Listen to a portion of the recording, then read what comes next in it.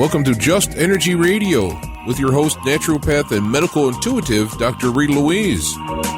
We have learned from Einstein's theory that matter and energy are one. Physicists believe that all systems in nature have their own particular way of vibrating. From the swinging of a pendulum to the waves of the ocean to the light that brightens the sky each day, each of these oscillates at its own unique rate. The same holds true for every thought, feeling, event, or word we speak. Each has its own frequency or rate of vibration. What many of us don't realize is when we take everything in our universe down to its simplest form, it is all just energy. Join Dr. Rita Louise on a journey through time and space where past, present, and future collide. Today, what you believe may be called into question. What we want to know is, who made up the rules?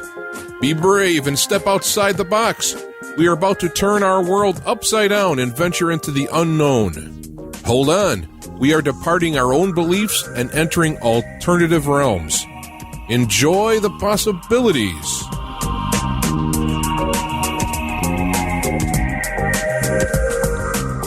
Hello and welcome to Just Energy Radio. I'm your host, Dr. Rita Louise, and thank you all for tuning into the show today. Oh my God, we're going to have one of my favorite people that I've had on the show, Dr. Amit Goswami, and we're going to be talking about the physics of the soul. But don't forget, Just Energy Radio is brought to you by soulhealer.com, where you can find out about all the products and services I offer, including medical intuition evaluations, energy medicine sessions, and intuitive counseling. And all you need to do is send me an email, give me a call, and we can set up a time just for you.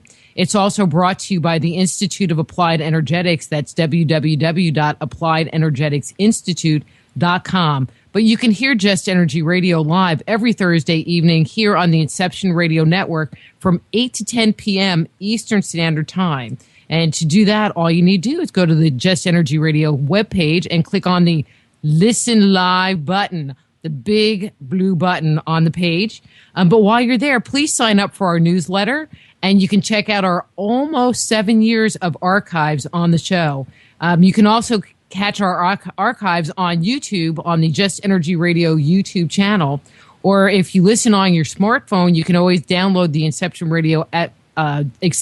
Radio Network app. Too many words, too hard to say, and listen on your phone. I just have one announcement today. Can you believe it? Just one announcement today. And this is the excitement that's going to be happening in March 22nd through 30th. You can join myself, Stephen Knapp, Sasha, and Janet Lesson as part of AM14, Ancient Mysteries International at Angkor Wat.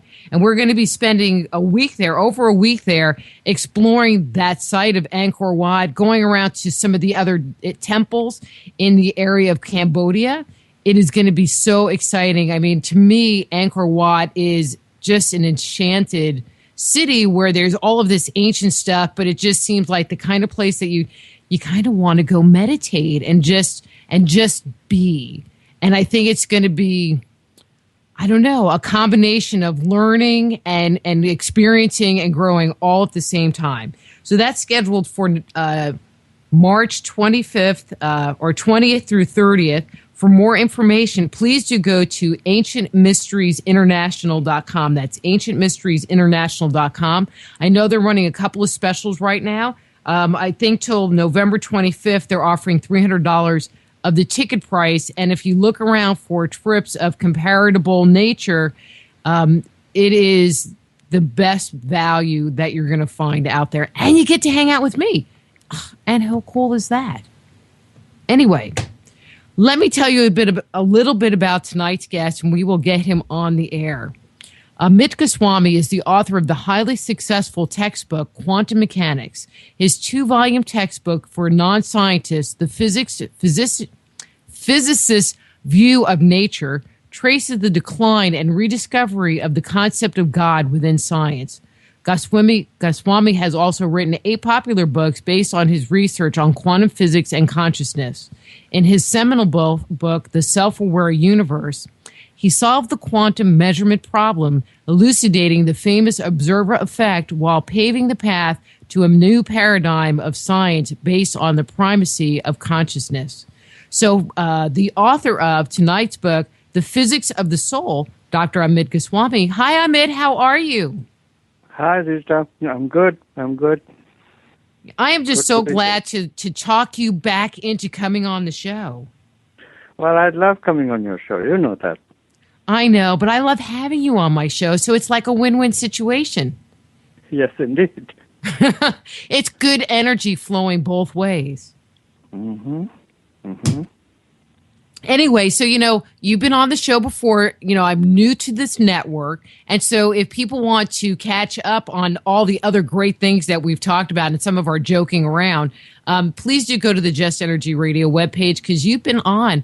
Ahmed, you've been on 4 times before. Oh, Four yes. whole times. So, and we've talked about some good stuff. So we're just really going to jump right into tonight's topic. Sound okay? Mm-hmm. Okay.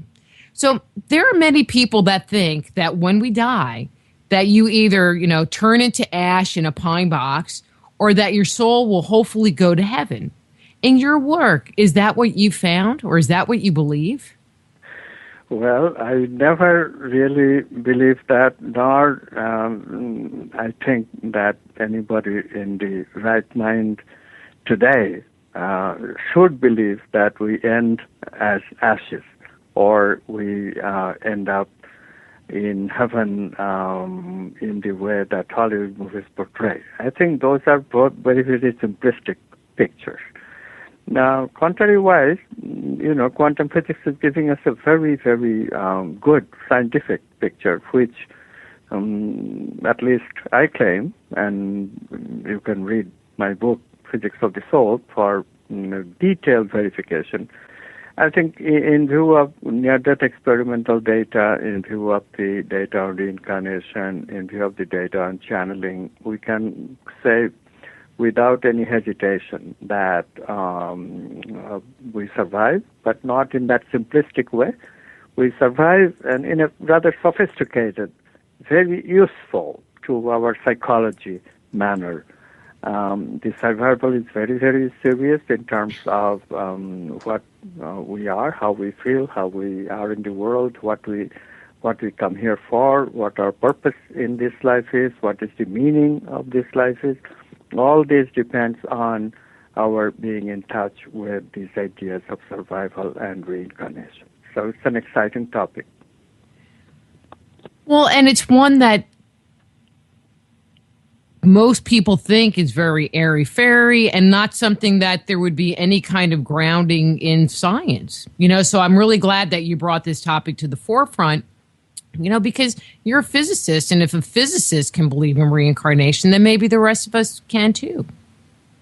And I hope so, because the data has been quite convincing ever since Ian Stevenson, a University of Virginia psychiatrist, started taking reincarnational memories of children very seriously, and he went to places like India, China, Japan, Sri Lanka, Burma, all these places. He followed many, many, many children. You can read his books for details, and found that these memories can be authenticated. I'll just give you one example. A girl remembered a village in which she had this house. And so Stevenson takes the girl, little girl. She has never been outside of her present house. So Stevenson takes her to the village, which is not very far, but little children don't travel in India. At that time, especially, this is like I assume in the 50s and 60s. So the girl recognized the house, surprise of surprises. And then while they were in the house, the girl said, "Oh, I remember, there is a box here, a hidden box, in which you will find some money." So Stevenson goes and they find the hidden box, and indeed open the box. Money is there. And now listen to this. The money is authentic old money, just as the girl remembered which era it belonged to. At that time India was under British Raj, so the emperor's picture was on it. So there is absolutely no doubt that this is authentic memory. So, it's stuff like this. This is a serious, respected academic researcher. Stuff like this just fills your heart with great amount of confidence that reincarnation is real. And then quantum physics come along, and we have concepts. We have new concepts that we never expected that science will provide. Quantum physics tells us, indeed, there are two different worlds. There is the world of manifestation, where we are, where we experience stuff, but then there is a world of potentiality in which possibilities exist. So then naturally the question arises, we can die to this world of manifestation, but we still exist as possibilities. Can that happen? And indeed, can these possibilities in some way carry our signature? And then is it possible that we can later in another incarnation experience this signature, very personal, individual ways that possibilities have been modified, have been lived in this life? And the answer to all that, quantum physics says yes. So you see the excitement around this topic in science. People who want to listen. Of course, there is a large part of our scientists who believe in scientific materialism. They have never learned the lesson of quantum physics. So I'm not talking about them. I'm talking about the avant-garde scientists who are into the new paradigm. Paradigm has shifted already, but we don't have, as of yet, universal acceptance of the new science paradigm.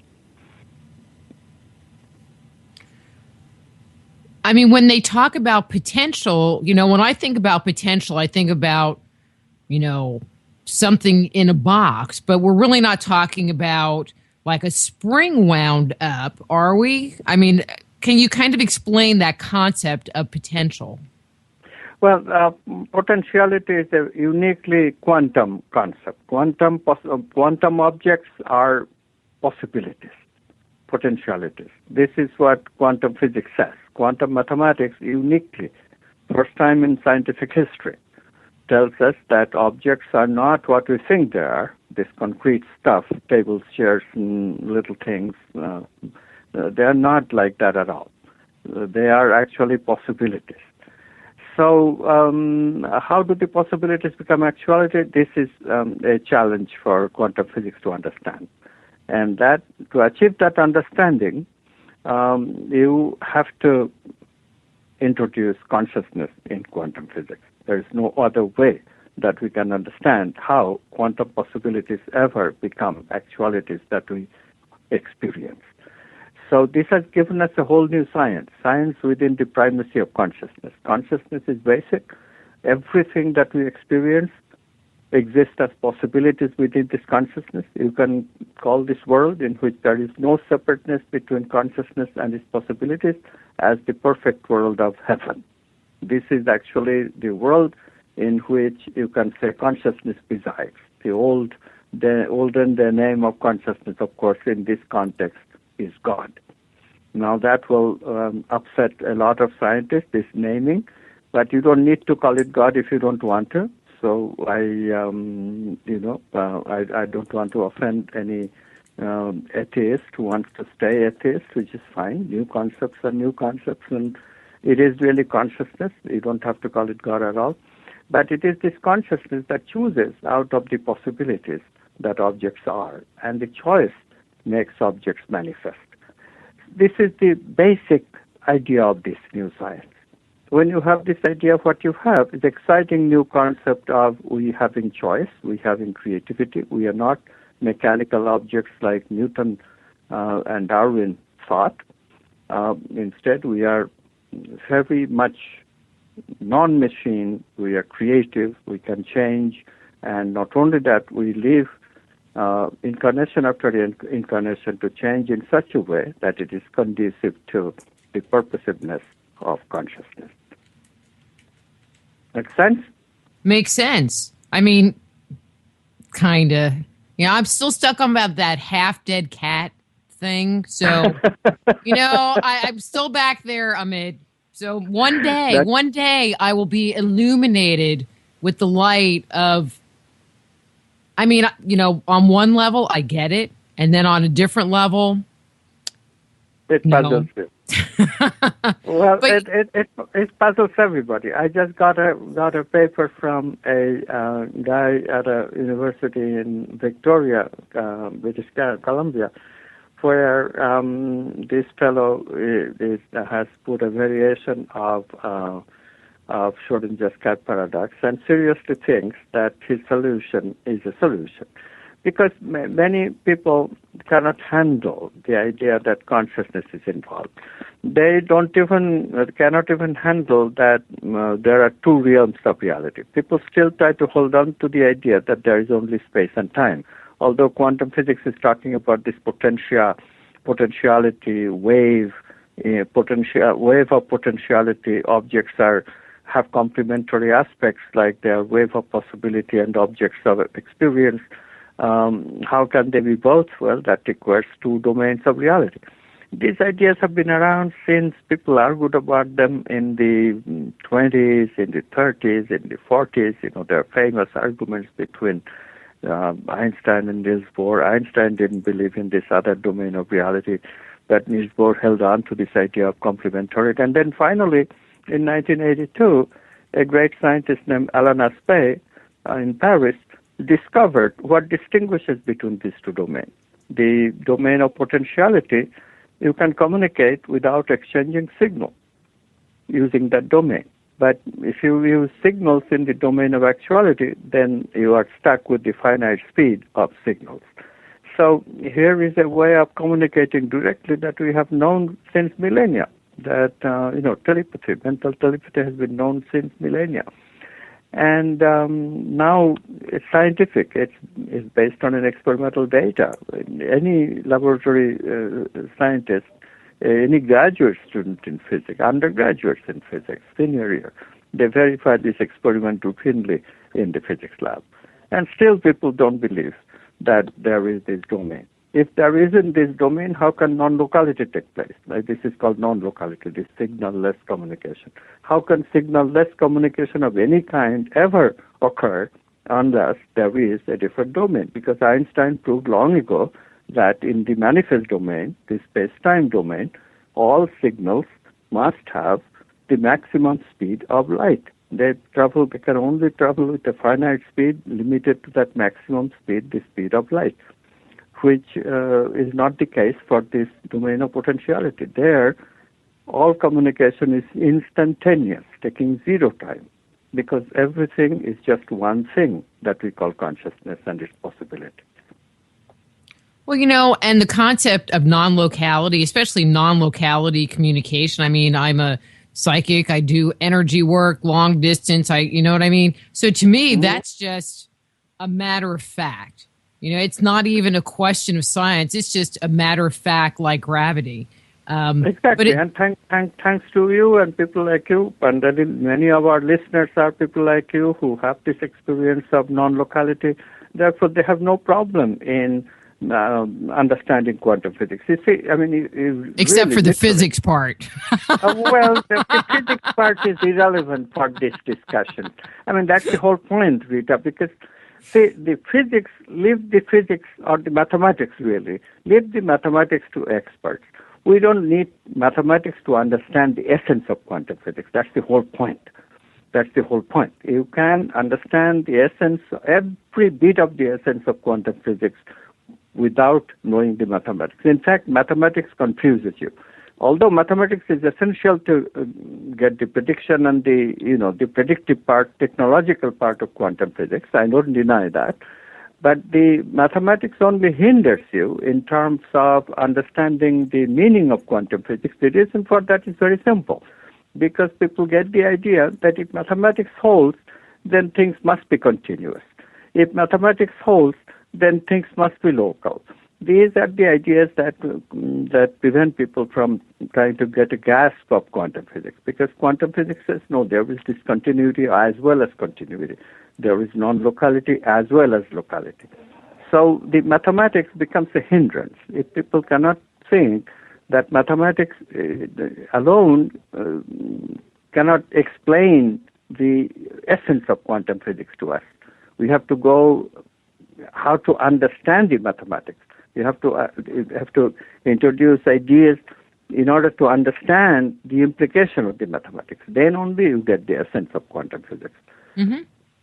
But, it seems like so many people are stuck either because we don't have the equipment or the technology to measure what's being talked about in quantum physics, or they don't have the imagination to step outside the box to be open to the possibility or the potential that it could be true. Yeah, you put it very well. So if you are an experimentalist, you have the equipment, but you don't want to spend the time to understand the implications. You don't want to take that quantum leap.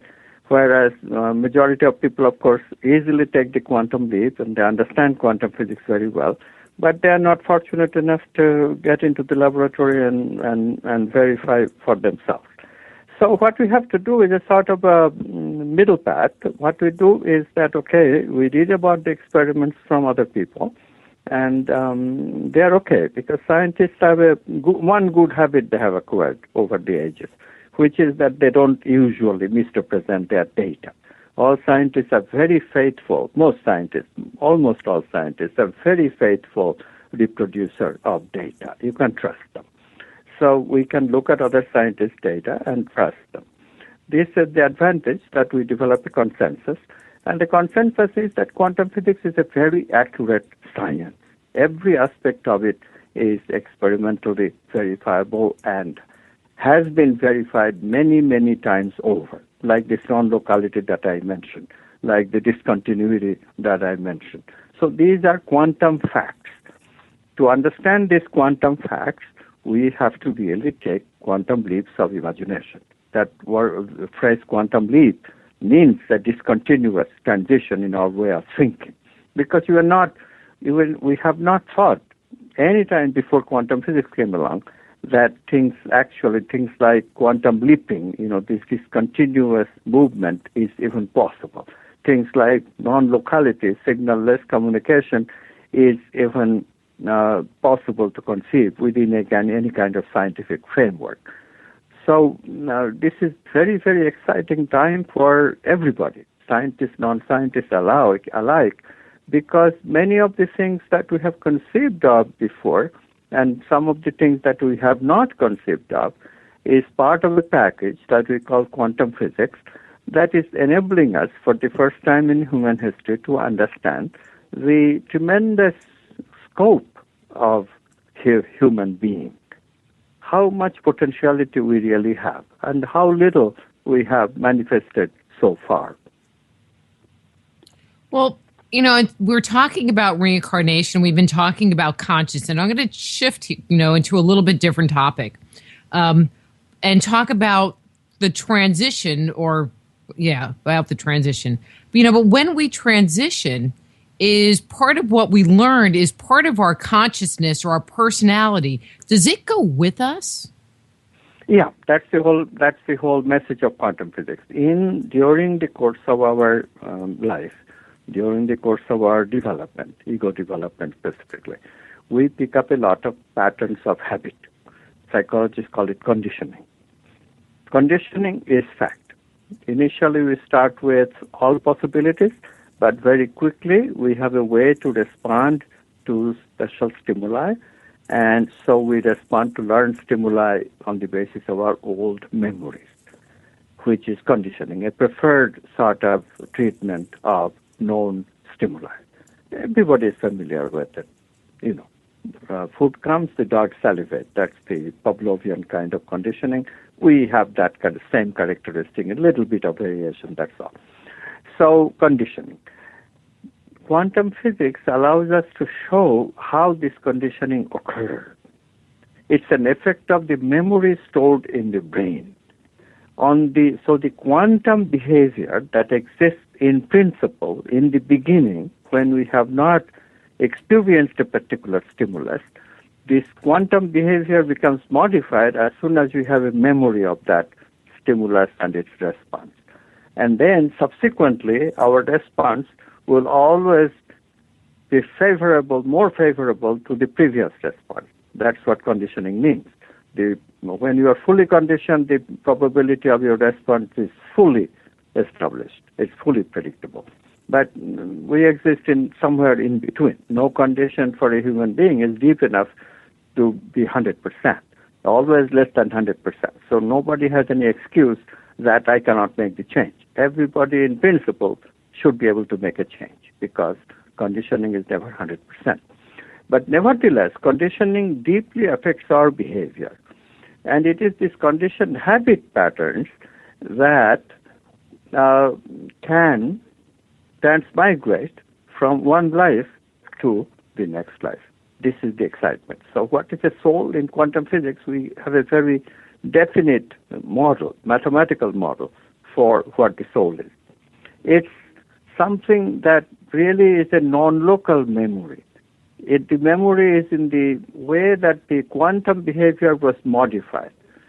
Now, what does that mean? It means that instead of obeying quantum equations of movement, the human being now, a conditioned human being, is obeying some other kind of modified equations, movement according to that. What does that mean? That means that the behavior is really all dictated by mathematical equations. That's not hard to understand. Mathematical equations dictate also the behavior of any material objects. We know that. Like we take a fall from a tree, what governs the fall? It's the mathematical equations of gravity. So this is not surprising that mathematical equations to a large extent can determine how we behave. Creativity is always there, but when we are conditioned, our behavior becomes very mathematically predictable. That's all I'm saying. And probabilistically, not that I can predict a behavior that you have right now, but I can tell you that there is a high probability. If I ask you what kind of ice cream you like, being an American, there's a very high probability that the way you grew up, you probably will say chocolate. So that's that kind of prediction, probabilistic. Nevertheless, these predictions, this ability of prediction is mathematical. And that is very important to understand because where does mathematics reside? Mathematics is always based on laws. And these laws, where do they reside? They always reside in this domain outside of space and time that olden days we used to call transcendent and nowadays we can call non-local domain. So non-local memory, this is the crucial concept. What transmigrates from one life to another life? It's non-local memory. Part of our memory is non-local. The memory of our patterns of habit is non-local. This is the crucial concept. And see, it's not that difficult to understand, is it? No, not too difficult. Good. Good. And so we create this conditioning. All right. Actually, I'm going to write a note. We're going to come back to that because I think I need to ask a different question first. Travels with us. Now, if I can just read what I wrote on my paper, that would be good. Okay, so in our lifetime, we create a certain level of conditioning that we can take that conditioning with us. But then in your estimation, how many lifetimes do you think we have? Well, this estimation depends on the individual you're talking about. The present view, because there is no individual souls that exist separate from consciousness, all what we call soul, these mathematical equations, however you look at it, the confluence of all the mathematical equations that govern the behavior of a particular human being and the laws behind those mathematical equations, if you call that a soul, I call it quantum monad because the popular concept of soul is too entrenched in people's mind. I don't want you to think in terms of Hollywood images of souls which look exactly like you do in this life. It doesn't make any sense to anybody who is sophisticated. But nevertheless, people do make such things. So your identity is not really how you look physically. Your identity is in the patterns of habit, mental habits and feeling habits that you have. That understood clearly. That I call quantum monad. So this quantum monad then can be very young, because there is no number of soul question, that there is a fixed number of souls. Souls are separate from consciousness. There is no such concept anymore in the new science. All are part of consciousness. Everything is within that cosmic consciousness. There is no separateness that we have after death. After death, we all routinely go into this inseparate domain that people call heaven. Okay? So that being understood, it is also clear that a being can come into being anytime.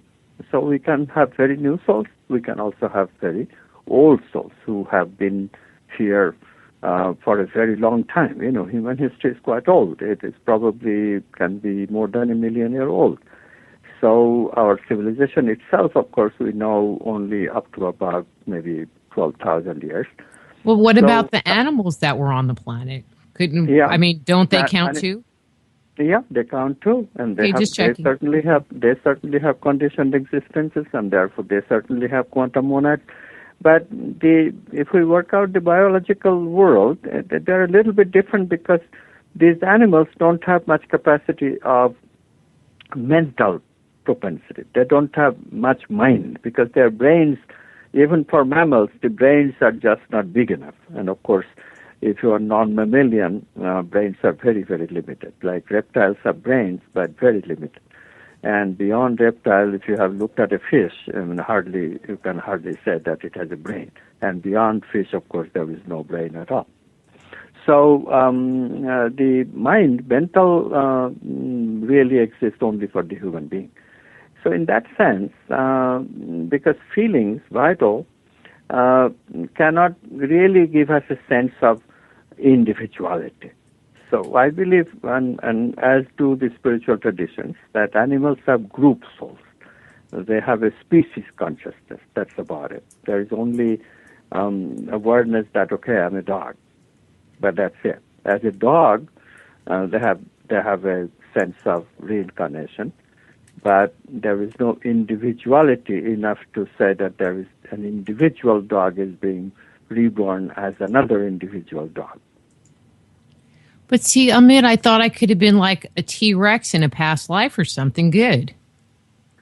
Well, but the thing is maybe. But what I talked about is just about animals. For you, it's different entirely. But this should assure you. There are legends in some traditions, like the Chinese. They really believe that an individual human being can be born as a cockroach in the next life because of some misdeed in this life. That kind of fear one should not have, one cannot have, because obviously we cannot suddenly go from individual soul to a group soul. Right. This reincarnation is not regressive. It does not punish you. You always go forward. So these are very positive aspects of reincarnation theory that is developing from quantum but that's really good to know, because I've heard people make comments that if you were really evil or bad in a lifetime, we're going to come back to the whole karmic topic, but in a little bit, but that you could come back as a bug or something, and then, you could be like a cockroach and somebody would step on you, which would be really bad. But okay, you're saying that can't happen, so that's good. I don't have to sweat that part anymore. Aren't you glad that cannot happen? So, we have many positive sides of it. On the cautionary side, I must say that the reincarnation theory that we have now, based on quantum physics, it says very clearly that there is such a thing as, doing evil deeds and getting punished for it. Because there is a punishment of sorts, not like hell. But we'll come back to that, because we're going to talk about karma in a little bit. All right. Okay. But we did have a question that came to me in the chat, and this is from Jeff, and this is kind of deep, so I'll read slow. It says, if emotions are driven by chemical reactions in the brain, and our personalities are defined by our emotional actions and reactions, how can our personalities exist without our corporeal being? Do you need me to repeat that? No, Okay, but good. I have heard this so many times. I know what you they are know it trying to by say. heart. I know by heart because this is the place of stuckness for majority of our scientists. They really believe that our emotions come from the brain, and this is totally wrong without even any experimental basis. Candace Part who wrote a very good book, Molecules of Emotion, if you read the last chapter of her book, she became very open because she knows that, okay, the molecules are just the first aspect of it. Yes, emotions are connected with some of the molecules, certainly. But the point, of course, is that there is something more to a feeling. There are visceral aspects of feeling. Undeniably, we have that. We have feelings in the heart, in the region of the heart when we love someone.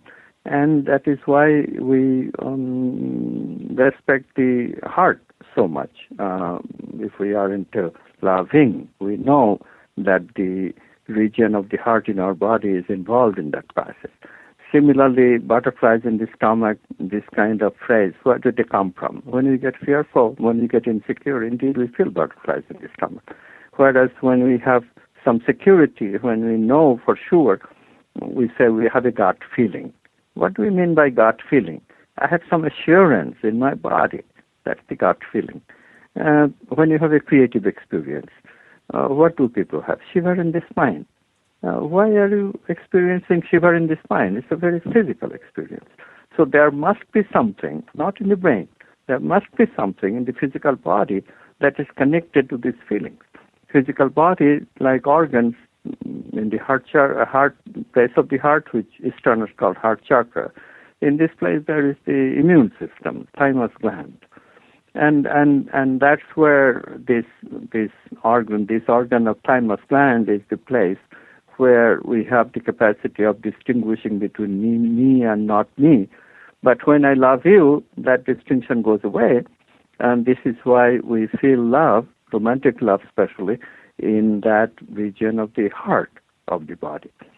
Now, this is very, very important. When we recognize it, we also recognize that the feeling is not feeling of the organ. We are not feeling immune system in the form of thymus gland when we feel love for someone. Feeling is completely different from even the physical body itself. So the organ, immune system, must have something correlated with it. This is a purely quantum concept. Without quantum physics, you can never understand what it means. But in quantum physics, we have this idea of non-local communication. So there is a counterpart of the physical thymus gland with a vital component. Rupert Sheldrake has given a beautiful name. He calls these components morphogenetic field. They are the blueprints for making the thymus gland. And so what are you feeling? You're feeling the movement of this morphogenetic field that is correlated with the thymus gland. Thymus gland is a representation of that blueprint that Sheldrake named morphogenetic field. So in this way, we have to understand feelings as a separate body that we have in a separate world called the vital world. So we have the physical world, we have vital world, we have mental world, and we have a physical body in the physical world, we have a vital body in the vital world, we have a mental body in the mental world. Mental and the vital bodies are bodies based on functions. This conditioning that we develop in those worlds, that makes us separate from other individuals with different conditioning. So you and I are different in the physical by our structure, by our physical bodies, which have a definite structure. We can delineate the structure. I don't like you to be in my space. What does that mean? That means I don't want your structure to be near my structure. But in the mental, vital, there is no structure like that. What we have instead is that I have different ways that I use the mental, I have different ways that I feel than you, and therefore our individuality comes from that difference. Difference in the way we feel, difference in the way we use the vital energies and the way we use the mental thoughts and stuff. That's what distinguishes between you and me. These are the patterns of habit that I was talking about earlier. So what is the quantum monad? Quantum monad consists of the patterns of habit our vital body, our mental body that distinguishes us from each other in the vital and the mental world. Physical, of course the physical dies. Nobody can deny. So are we ashes? Yes, the physical part of us end up as ashes, and that part never returns. You will never be this beautiful physical body that you have, Rita, in this life. You never will be. That is gone. But this mental and the vital part of you, that part, the quantum monad, continues to live even after your physical body dies, because they are not in part of the physical at all. They're not part of the physical world. They're not even part of the manifest world. They get into this undistinguishable, inseparate from consciousness in that state, just in the pattern of habit, in the mathematical equations that are represented, that represent some physical laws that goes behind your behavior and my behavior. That's what survives our death. And then a future baby is born, and by a prior non-local arrangement, a new physical law that exists in the world. This law we have not known before, but it is a law of the universe. And that law says that this, between these correlated beings, they will all use the same ongoing quantum monad. And this is the mystery of reincarnation. We reincarnate from one life to another, to another, to another, and we continue until when? That, of course, remains to be decided. That has to be decided by philosophy. Physics doesn't tell you when this sequence will actually end. So you mentioned earlier old souls versus new souls. And so are souls born and destroyed, or are we talking old souls are souls that have incarnated on the planet Earth for a long time, and perhaps these new souls incarnated somewhere else and are now incarnating on this Earth? How do they differentiate an old soul versus a new soul? I think my own personal thinking on this is that although in principle it is possible that a soul might have come here from another planet, extraterrestrial planet, but in practice, the part of the conditioning is that we get pretty conditioned to be with the place that we live. So it is extremely unlikely. It's possible in principle that there could be souls among us, there could be beings among us who in their past incarnation lived in another extraterrestrial planet. But in practice, because of the difficulty in terms of conditioning to imagine that the conditioning should match, it's extremely unlikely. So new souls are literally new souls. Now, if you have looked around in the world, this is really not very hard to observe. There really are people today who just do not have much depth. I mean, they just cannot understand things as much as others can. Same mechanism. It's all human being. The capacity, potentiality is there. But we know that all people are not really created equal. They're created with equal potentiality.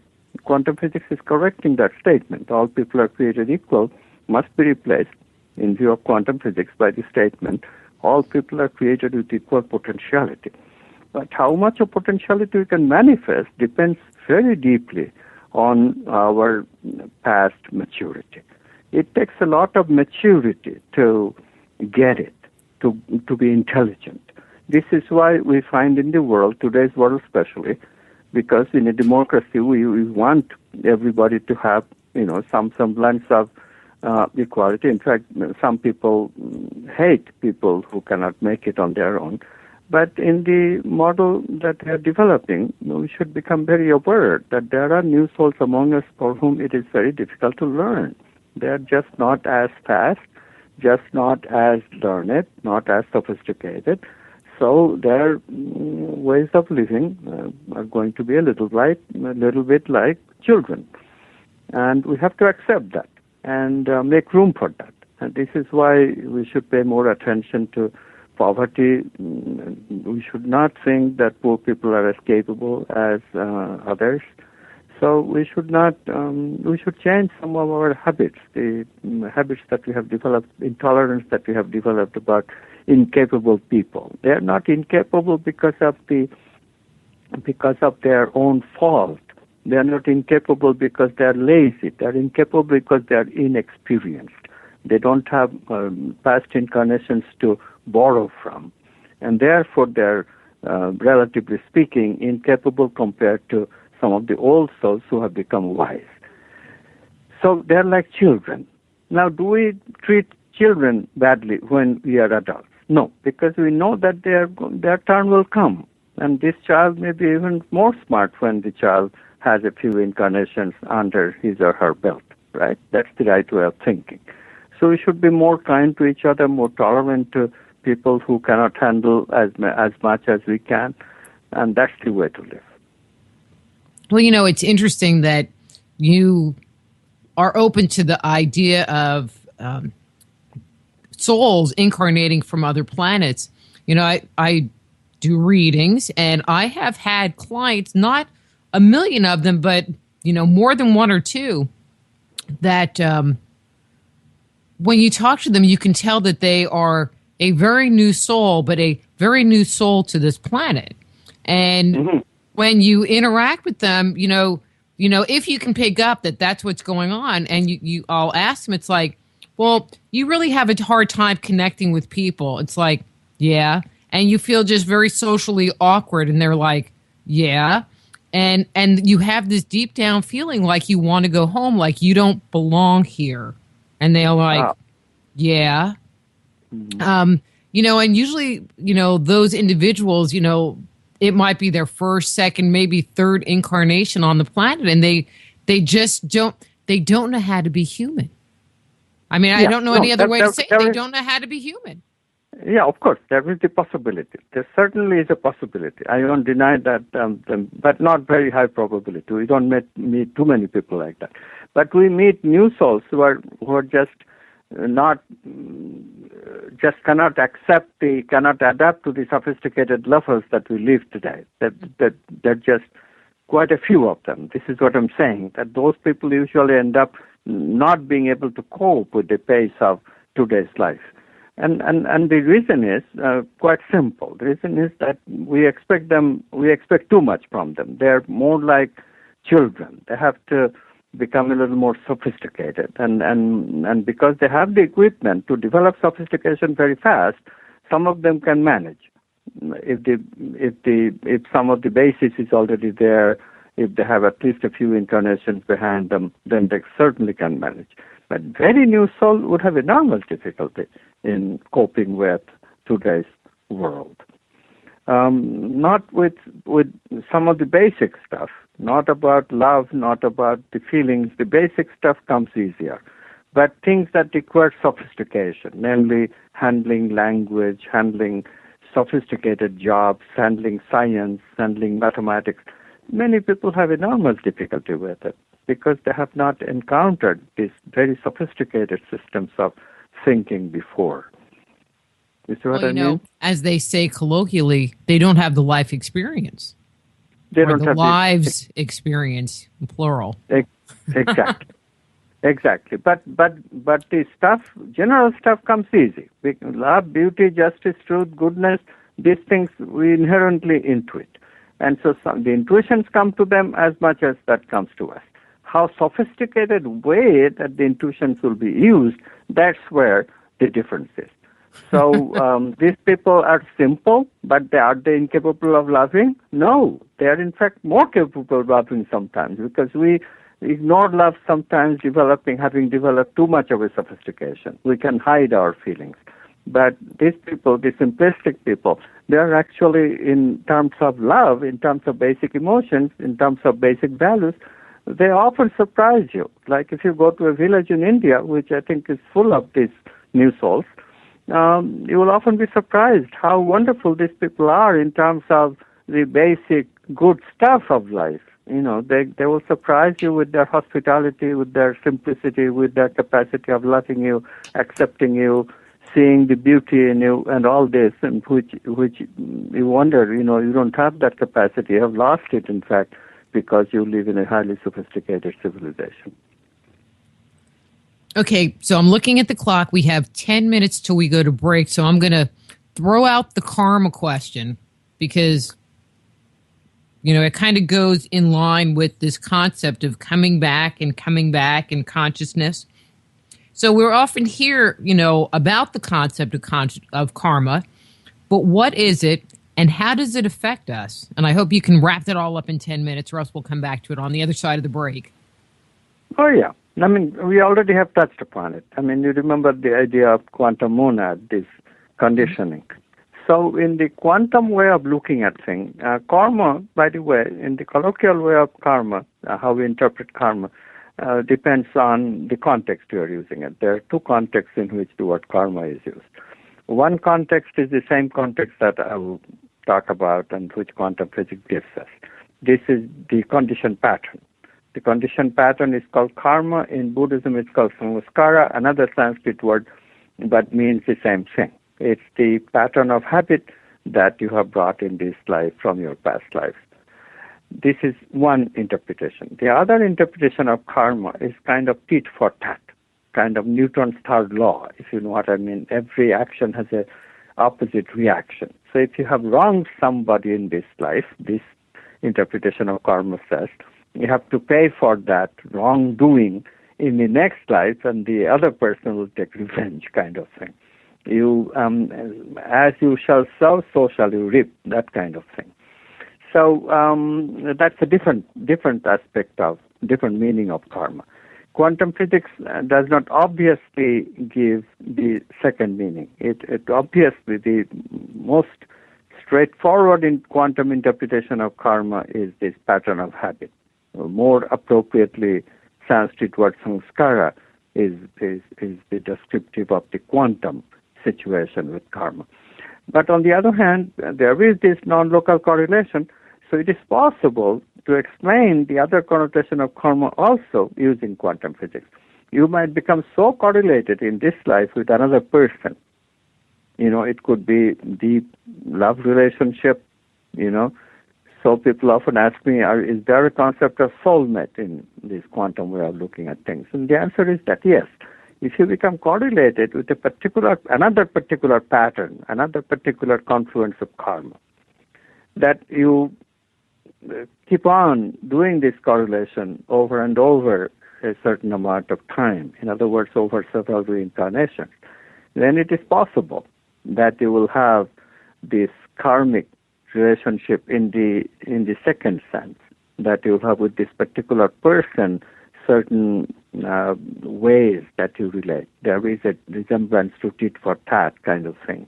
There is a resemblance to, as you behave with this person, so will the behavior be influenced by your behavior this life in the next life. So if you behave badly in this life, it may be that the same bad behavior now reversed will come back to you in the next life. So watch it, fella. This is the lesson of quantum physics. But mainly, I think the thing that one should really concern about is to produce good habits, as much good habit as we can, and keep away from bad habits, because that's what karma means, and that's what comes back with us. We bring back both good habits and bad habits. Well, I used to tell my son that he had instant karma, because he would be doing something and I wouldn't even know what he would be doing, and then he would walk across the room and stub his toe or bang into something, or something would fall on him, or something would happen. And I would stop him, and say to him, so what were you just doing, or what were you just thinking? And because it was always inevitably something negative. And I'm like, see, you got your instant karma. And so whether it was really instant karma or not, he really learned to kind of pay attention to what he was thinking and what he was seeing, because there was something he would experience because of his either bad behavior or bad thoughts. Is that possible? Yeah, you are a very wise mother, because the repercussions of bad behavior is not only makes you suffer in this life, but if you are not changing that bad behavior in this life, you come back and continue that bad behavior which means that bad behavior gets us a lot of suffering, right? Eventually, no bad behavior is not punished. So in this life, if it's not punished in this life, you will get punishment for it in the next life. So ultimately, the best policy for us is to go on and reform, go on and change, transform, change your bad behavior into good behavior, because there is no free lunch. There is no how else can we put it? We can put it in many different ways. There is no escape from ethics. You've got to be good to people eventually. You've got to learn these things. And one can generalize from it, and I'll just throw in right now, because we are taking a break, that this is the objective of life, to learn good stuff, to learn the archetypes, the love, beauty, justice, truth, goodness, abundance. Those are the things that we come here to learn. The purpose of human life is to learn good habits. And in the process of it, we sometimes encourage some of the bad habits, but we should let go of the bad habits as soon as we are capable of. But if the goal is to learn good habits, then we have to wake up and become aware of our habits in the first place. Right. We have to wake up and see what bad habits we have. Some of it we bring from the animal ancestry. And they're our main problems, actually. These emotions, negative emotions that we have, the basis of it, the root of it is from our animal ancestry. Of course, we superimpose mind on pure feelings that animals have. Animals have instinctual behavior, but they are feelings. They pass. But human beings, the feelings don't pass so easily. They become emotions. They're a mixture of feeling and thought. The thought, the meaning that you have given to a particular feeling, that thought corrupts the feeling in a sense that they become very negative, like jealousy, like the animal sexuality, which is spontaneous, instead the human sexuality is a very different beast altogether. Lust, experiences negative emotion by other people, although you are not experiencing it very negatively, but other people experience it very negatively, right? Same thing, jealousy, envy, competitiveness.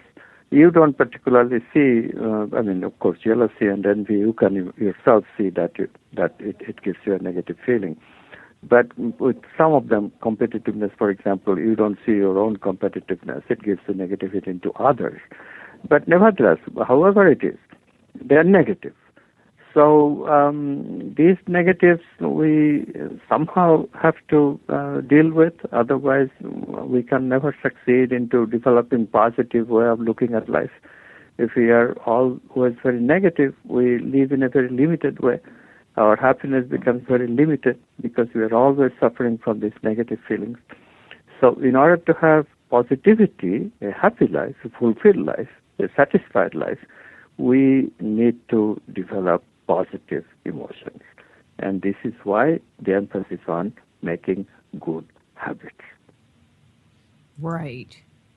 Okay, so the music's going to come up here in a second, and we're going to need to take a break. But I just want to let you know that I might be an old soul, Amit, but it looks really young still. You are quite an old soul. You are quite an old soul. No, but it looks young.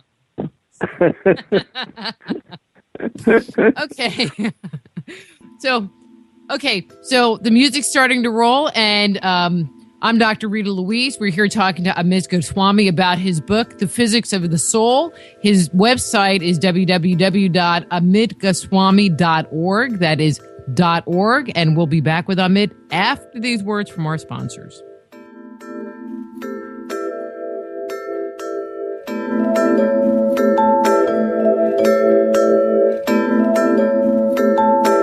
Just Energy Radio with your host, Dr. Rita Louise, will return right after these messages.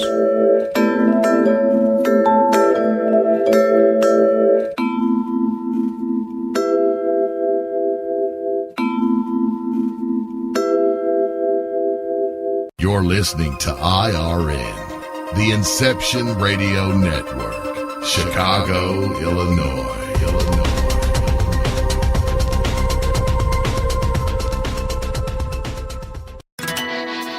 Don't have a computer? Is your internet connection down? Don't worry. Use your trusty landline or cell phone and dial our call and listen lines at 832-280-0830 or 786-837-2262 to listen to the Inception Radio Network 24/7. Again, those numbers are 832-280-0830 or 786-837-2262. For the Inception Radio Network, I'm MJ. Go deep inside yourself and venture into the realm of the unconscious mind with my Meditating on the Kabbalah guided imagery audio CDs. Discover who you are and what you want in life. Meditating on the Kabbalah can help you to open, clear, and revitalize the energetic pathways of your subtle being. They will support you in your spiritual quest by helping you to access the profound insights and inner guidance you need as you work in alignment with your highest good. Let them help you to release negative thoughts and emotions and clear away any limitations that may be keeping you from experiencing your full potential. Walk down the path to health, healing, understanding, and enlightenment with Meditating on the Kabbalah. Order your copy today at www.soulhealer.com. That's right, that's www.soulhealer.com. You didn't forget what's coming up tonight, did you? Hi, Inception Radio Network listeners. This is Amanda. Never miss that interview you were looking forward to or the show on your favorite topic. Follow IRN on Twitter, I_R_N, and get reminders about the evening's live shows as well as fun and important updates throughout the week. That's I_R_N, and never miss a great show again.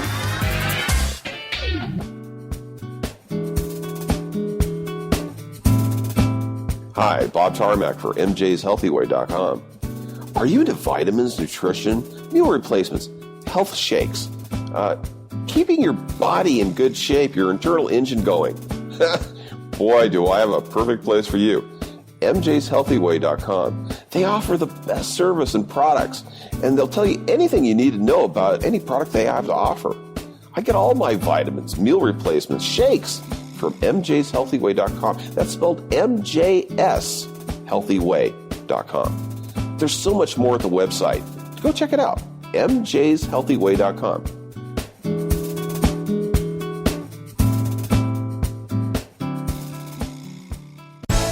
Hello, Inception Radio Network listeners. This is Amanda. Remember, you can take your Inception Radio shows on the go. Just download the Inception Radio Network app for your iPhone, iPad, or Android smartphones and access live shows, past shows, guest lineups, and much more. Just visit the iTunes Store or the Google Play Marketplace and download it today for free.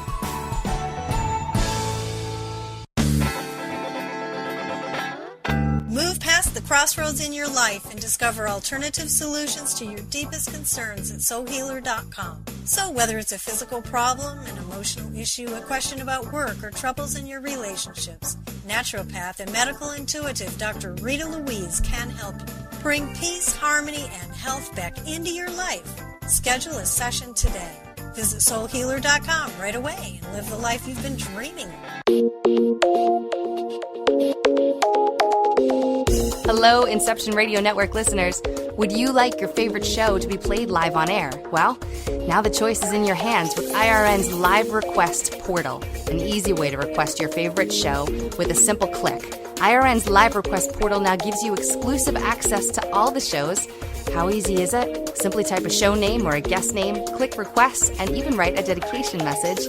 That's it. Try it now. Simply visit InceptionRadioNetwork.com, click on the Live Request tab under the show menu.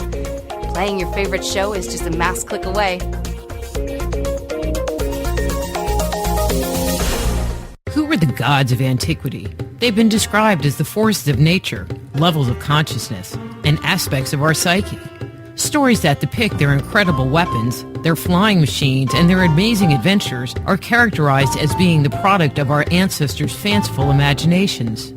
But what if the tales of the gods are true? Did the writers, chroniclers, and scribes of our distant past actually document a realistic view of our origin? My latest book, Man-Made, The Chronicles of Our Extraterrestrial Gods, looks at our most ancient legends.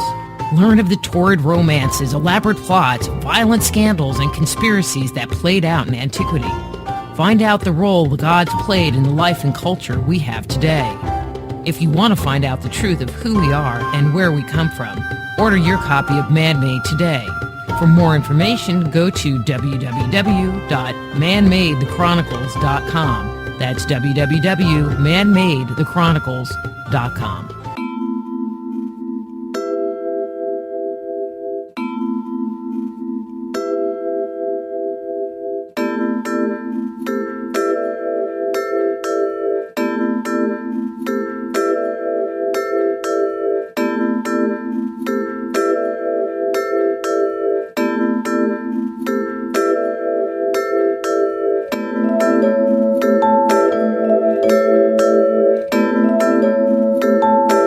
Just Energy Radio with your host, Dr. Rita Louise, will return right after these messages.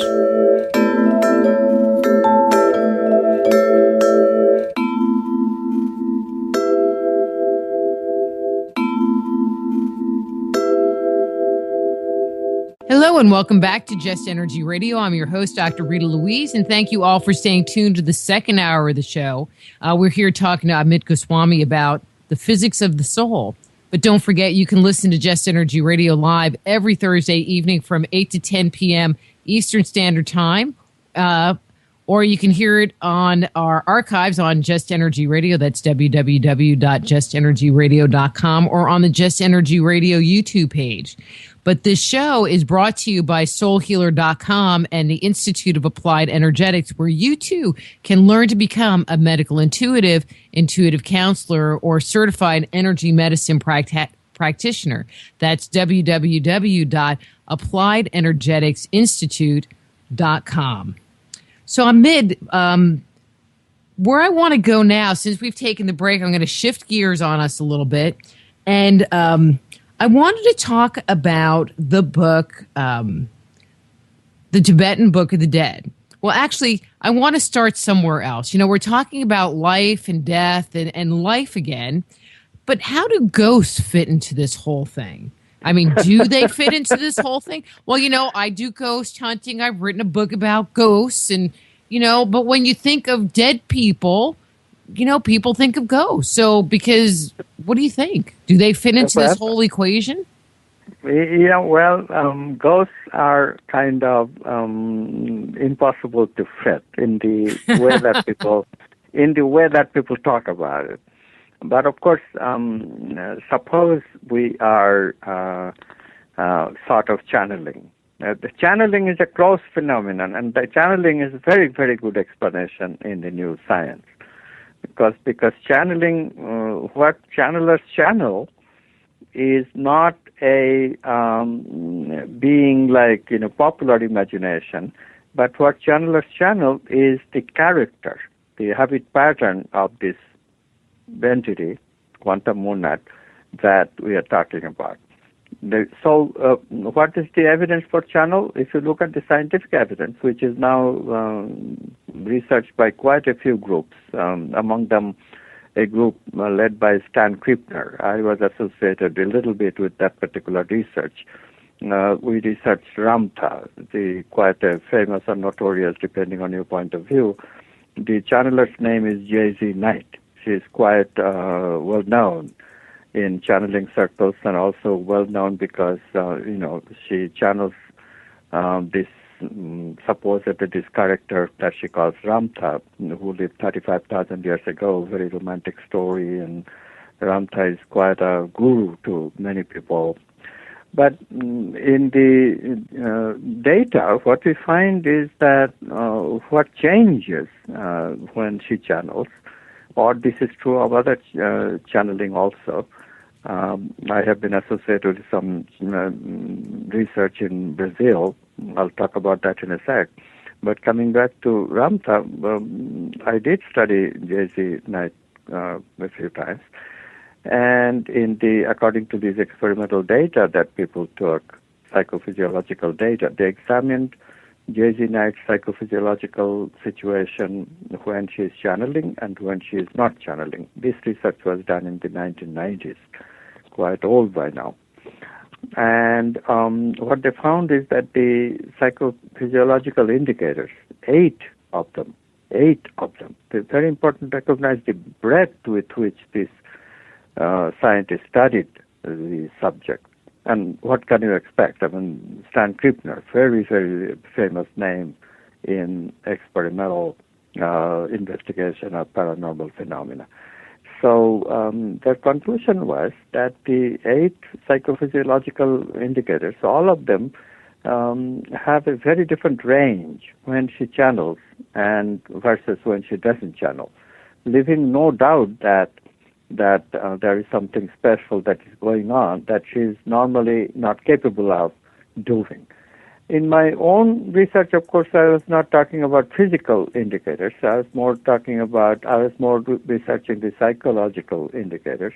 And it became quite clear to me that the character of the person changes.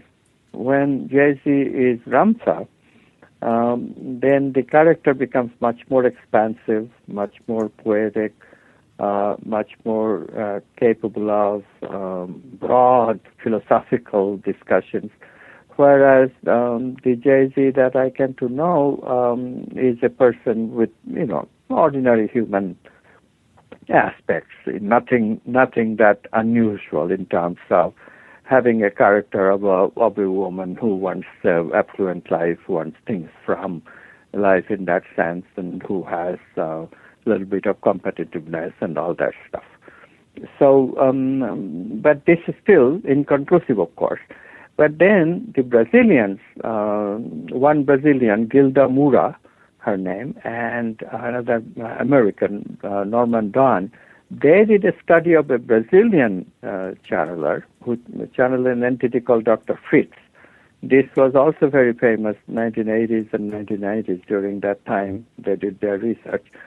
And they found uniquely something which is very, very impressive and really tells you that it is the character that the channeler is channeling, which is that during these times when they channeled this doctor, these people could perform operations. Now, operations performing has been reported by other groups also, and some people, in fact, caught these other groups, Filipinos, at some point. I don't know if you remember, in the 80s, I think. They were caught cheating. So nobody trusts this surgery stuff anymore. It could be simulated, I guess. But this Don and Moura, they did a very special thing. They measured the brain waves during the performance of the surgery. Now, normal people's brain waves, and by normal I mean ordinary people, ordinary spheres of life, a clerk, a student, ordinary student, a teacher, ordinary teacher, a carpenter. These ordinary people's brainwaves would usually be in several modes. In the beta mode, which is the thinking mode, the frequency would never go beyond about 40 hertz. That's basically the limit of most people's beta wave frequency. But people with very high concentration, like neurosurgeons, I don't know where quantum physicists fall in it, but neurosurgeons and rocket scientists certainly fall in that category, very high concentration, and their brainwaves jumps to, beta brainwaves jumps to above 40 hertz. Now, this is the beauty of this Don and Moura's research. They found that these channelers, when they performed this surgery, their brainwaves shot up to over 40 hertz routinely, whereas when they are not performing operations, their brainwaves came down to the levels 20s and 30s as any other normal, ordinary person. So this sort of tells you that these habit patterns are the important stuff. When they channeled, they developed this character. They had this character of high concentration, high capacities for specific learning that they brought from this channeler, which they didn't have. They couldn't do these operations. And today there is a very famous channel entity called, channeler called John of God. But this John of God channels entities who are entities of love. I wrote a preface forward to a book about John of Love because I was so impressed by the study of these writers that I did it even without meeting the writers and without meeting John of God. One of these days I'll meet him, I'm sure, but I haven't yet. Because this is another example of when John of God is channeling, he becomes extremely loving character. But when he's not channeling, he's rather less than the kind of being that he becomes when he channels. Again, the character just drastically changes. So this all fits the quantum model of these things that I'm talking about. Now coming back to ghosts. Ghosts, on the other hand, has nothing to do with this character that quantum physics is talking about, which is the essence of reincarnation. So what are ghosts then? Why do people consistently cite ghosts in their experiences, apparitions they're called sometimes? I think what happens is that when you are channeling, unbeknownst to you, there will be a tendency, because you have a change suddenly taking place in the way that you are, and in that moment of awareness, you project outside of yourself that an entity is coming to you. It's a non-local kind of experience which you could always have with these entities, but that's a non-local experience with another entity, another time, another space, another time, because non-locality is not only a spatial thing, it's also a temporal thing. There's a temporal component of it. So we could be having a non-local experience of another being just as you are channeling this being's character. This being actually is a discarnate being now, but was a physical being in the past incarnation. So your channeling experience is bringing that being in a non-local experience, and the suddenness of that experience is making you to project a form, a human form. It's your creation. You created it by your visualization, but you think it's so real because of the rest of the experience that it becomes kind of a apparition that you see. That's an explanation. But this is I agree. It's a convoluted explanation, so you don't have to take it very seriously. I'm not even going to touch it. Good for you.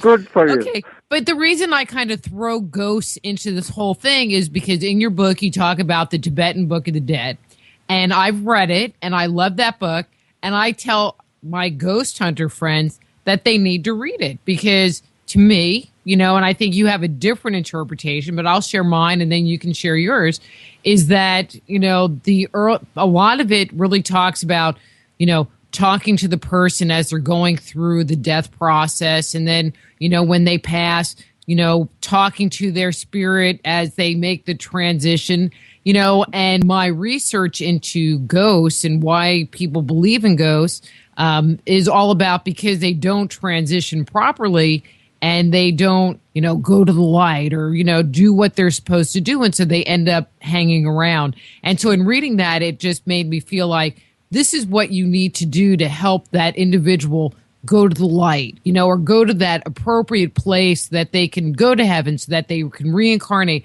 whatever they're going to do on that side, it would get them there and not stuck here. So that was kind of my interpretation of it. And I found it fascinating because it was like pretty straightforward. But what's your interpretation of that text? Because it seems like we kind of agree but disagree. Well, we don't disagree all that much because the stuff that you're talking about is kind of non-local experience. But you have to recognize something, that when the body is discarnate, there is no experience in the quantum sense. In quantum physics, it becomes very clear what constitutes an experience. Experience happens when possibilities are converted into actualities. That's the quantum physics of experience. We call it a collapse. So without a collapse event, where possibilities have been chosen from and become an actuality, we cannot have an experience. And physics shows, this is solid physics. Physics shows that you have to have a physical body for experiencing, and specifically you have to have a brain for having the experience of the mind. And our experience are basically mind-based. We have some feeling experience as well, mind and feeling. And those, in both of those things, brain plays a very important role. Although in feeling, body also plays a role. We already went through that. But the point is that the brain is important. So in death, when the brain dies, then you really cannot talk about experience in this life anymore, except for those people who are brought back to life through the miracle of modern cardiology. That's the near-death experience. But that's something new. We should talk about that too. But let's not take that case right now. Okay. So you have died. And then what is the guidance for? The guidance is really for the next life situation, because this death is taking place, and there's a lot of non-locality in the moment of death. This is a well-known fact. People call it the clarity at deathbed experience. All of a sudden you start feeling completely quiet. It's a oneness experience. Just suggests that non-locality is very easy to experience near that moment of death. This is where people have, near-death data shows that people have panoramic experiences. They remember all their past lives and maybe even future lives and stuff like that. So it's very, very non-local time, non-local consciousness becomes established. My feeling is that the reason people become hospice workers, they become addicted to this deathbed non-local experience. So anyway, coming back to this, then what the suggestions then are, the Tibetan Book of the Dead, they are really for the manifestation of these experiences not in this life, because this life is finished, but in the next life. When the baby will be born, those experiences will become real, and some of it may be remembered. So they try to guide the quote-unquote entity. In Buddhism also they don't use an image because they don't believe in a soul existing in that sense. The Buddhist picture of soul is very quantum picture, very much like what I'm talking about.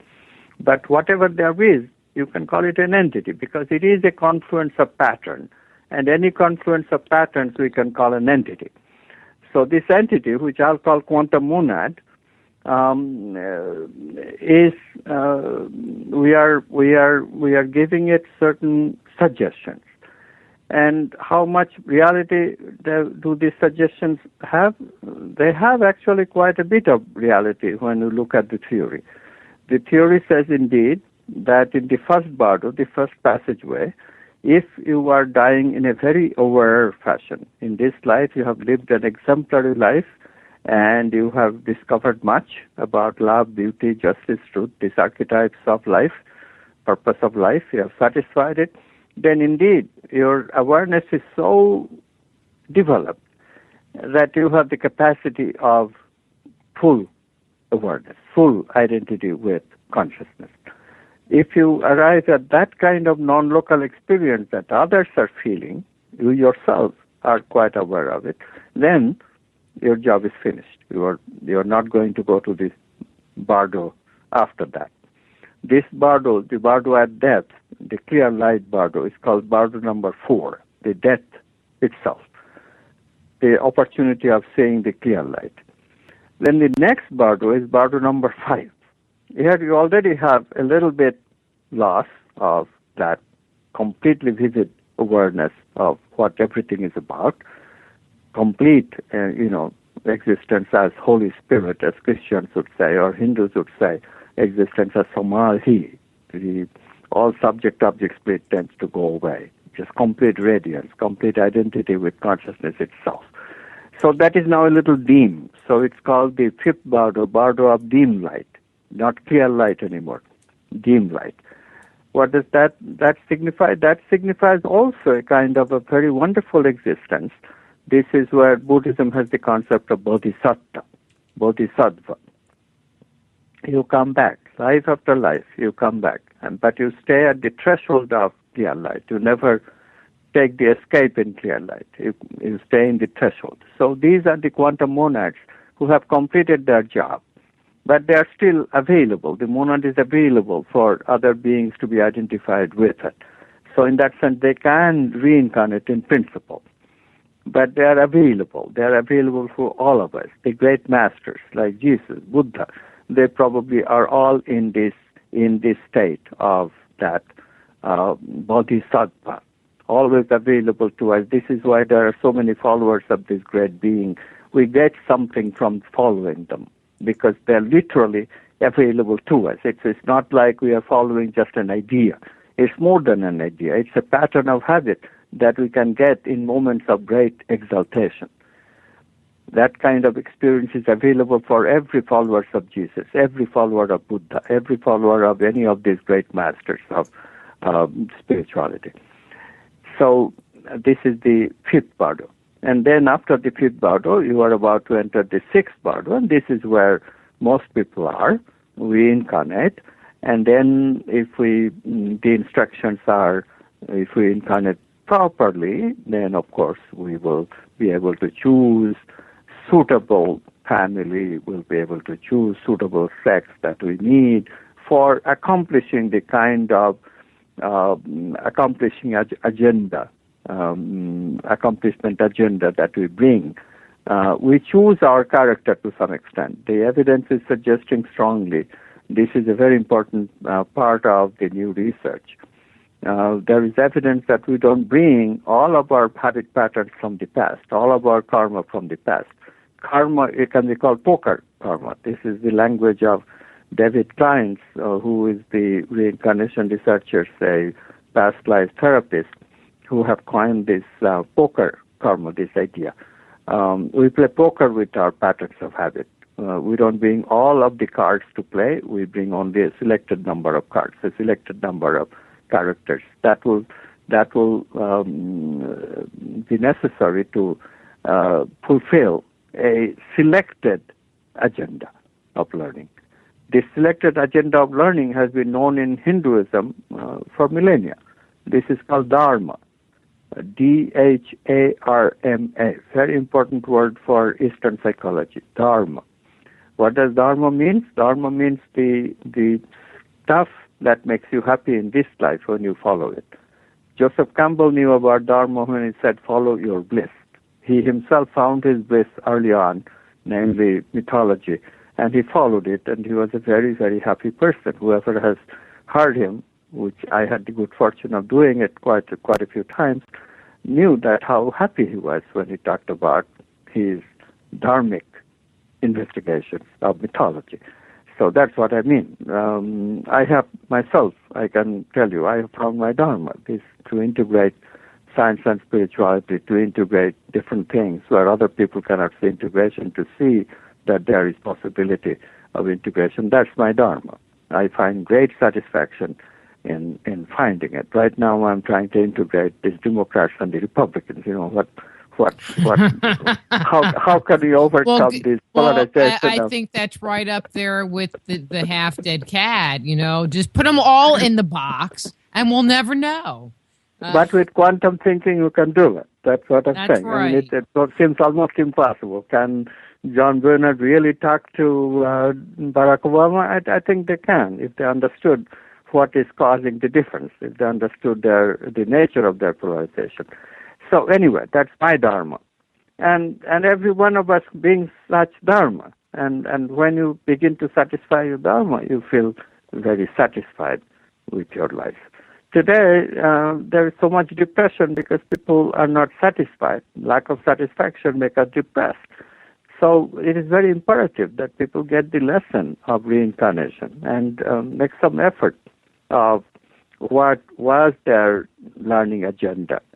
And the effort is to be found in the child's memory, just as the Tibetan Book of the Dead says, that, you know, that guidance, if you do that during the death of any person, then that guidance will affect the child to remember this, what the Dharma was, what kind of propensities, the relevant ones, And the parents can pick that up, and parents can encourage those propensities so that the child is more capable of carrying out his or her dharma. These are very important concepts to bring to bear from Eastern psychology and now from quantum psychology into our life. We have the capacity, we have the data, we know how to do it. There is no excuse for ignorance anymore.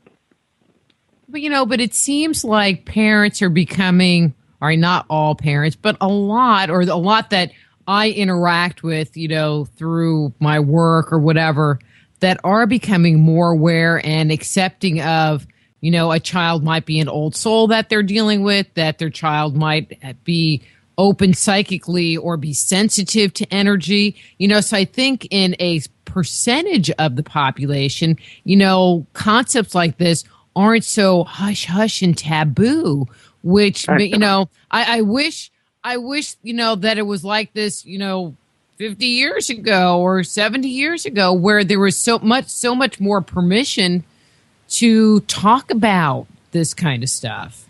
We have lost a little bit of that openness, permissiveness of the society during the 70s and 80s in the last 3 decades. The last 3 decades have not been very good to us. I mean, we have been losing it. We are creating this polarization. We have too much into this elitism, which has too much disdain for people who are in the lower echelons. So we have work to do. But, and this is because of scientific materialism has come on the fore, and the old truce between the Christians and scientific materialists, of course, never was a truce between these two factions. But the scientists of the old genre, they were quite tolerant about spirituality and values and stuff. These scientists today are challenging religions completely. They don't believe in values. They don't believe in timeless truth.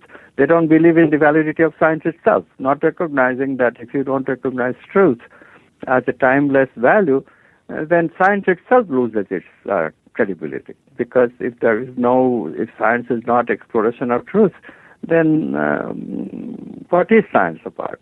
Obviously, if truth is relative, then what prevents Rush Limbaugh to claim things that he claims, like, evolution doesn't exist and global warming doesn't exist, and because truth is relative. If truth is does not have timeless value, that's what you get. You get Fox News. And these scientists don't recognize that the whole civilization is based on these timeless values. If we give that up, it's disaster. But that's what scientific materialism is for you, because you are trying to explain values in terms of movement of matter. It just cannot be done. Matter does not have the capacity for processing meaning or values. So anyway, that's the overall problem of today.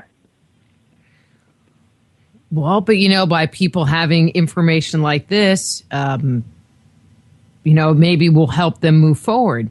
But, there are other ways that we can get that information, I think. I mean, can't we tap into the information and learnings we had from a past life and apply those to this lifetime? Yeah, that's the whole idea, because we can get the information directly by trying to remember childhood memories.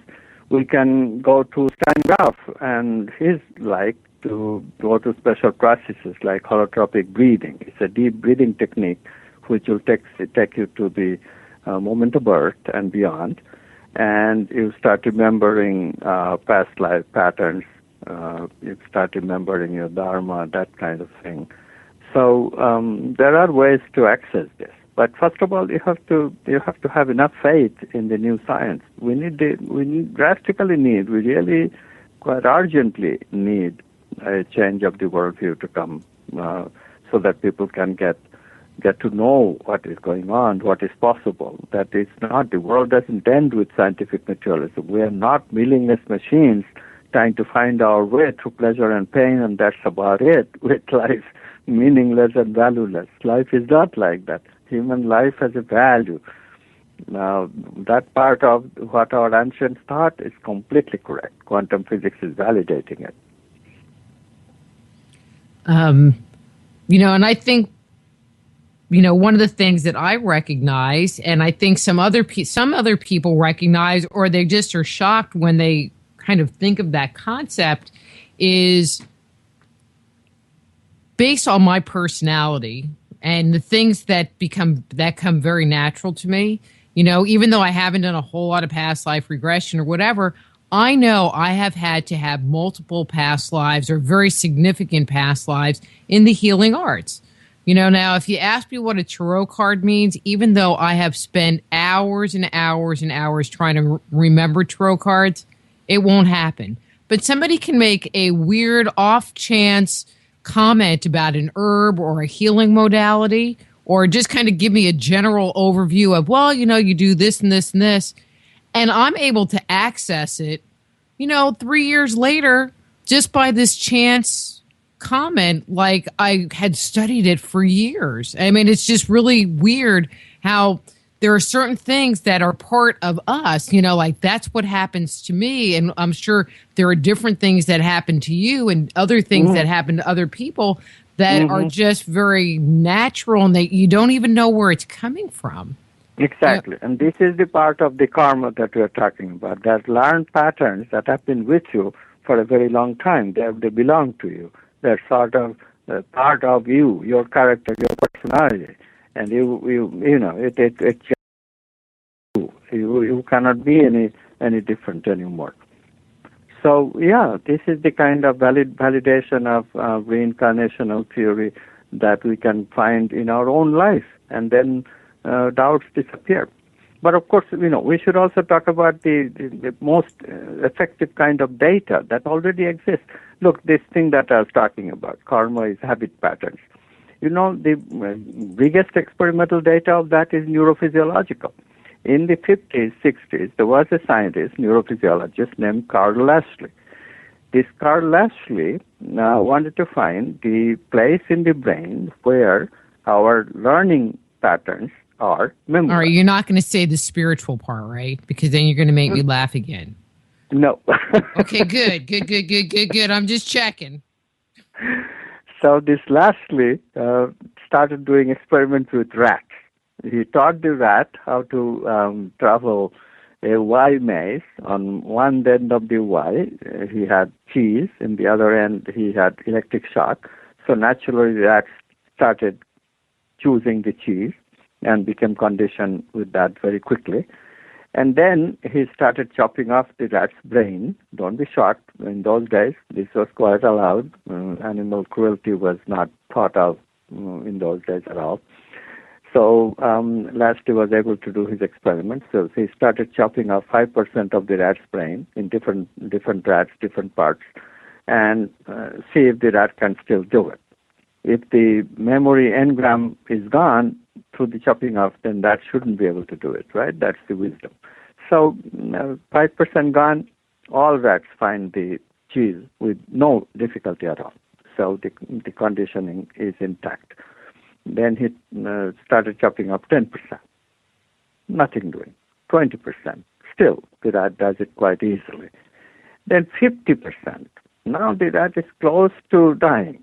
So rat cannot walk anymore. It crawls. But still, it crawls to the cheese. So lastly, he couldn't do the experiment any further. As I said, you know, the rat will just die. So that doesn't do any good. But look, this 50% is 50% for one rat, another 50% for another rat. So it leaves no doubt that the memory of the learning itself is stored not only in the brain. Of course, it is stored in the brain, no doubt about it. But it also is stored somehow not in the brain. So Lashley said that this memory of the learning is just not in the brain. And quantum non-locality fits that description very well. It's not just in the brain. The learning memory continues even when the brain dies. This is the most direct neurophysiological evidence of quantum memory, non-local memory, that exists. And even today, there is no better explanation of Lashley's experiment. Some people tried the idea of holographic memory for a while, but that idea has bitten the dust for quite some time. You know, brain being a hologram is very, very far out picture, just doesn't hold much water. But the brain has non-local, brain is associated with non-local memory that comes from mathematical equations, how they changed. That idea gives a complete explanation of how memory can be non-local. And data. So, it's really quite impressive. When I look at the data, I mean, as a scientist, I feel this is wonderful. When people can really trust this combination of theory and data that we have for the existence of what we always have believed, soul. Call it by a different name. Quantum monad is a better name, I think. But the idea of the soul is completely valid. The idea of karma is completely valid. The idea of dharma, likewise, makes sense. So we should use these concepts and better our life. Well, and I just think that it's wonderful that science is now starting to catch up with spirituality. I mean, one of the things that I always ponder, and you can kind of take this in, your personal opinion, your experience, from your scientific studies, but concepts such as reincarnation, concepts such as chakras, concepts such as, I'm going to say non-locality because I don't know what an ancient word would be for that concept, but all of that comes out of ancient texts and ancient philosophical systems. But it seems like they understood all of this stuff that we now are just starting to figure out, validate. Where do you think they came up with it? Well, they did it by pure intuition and study of themselves.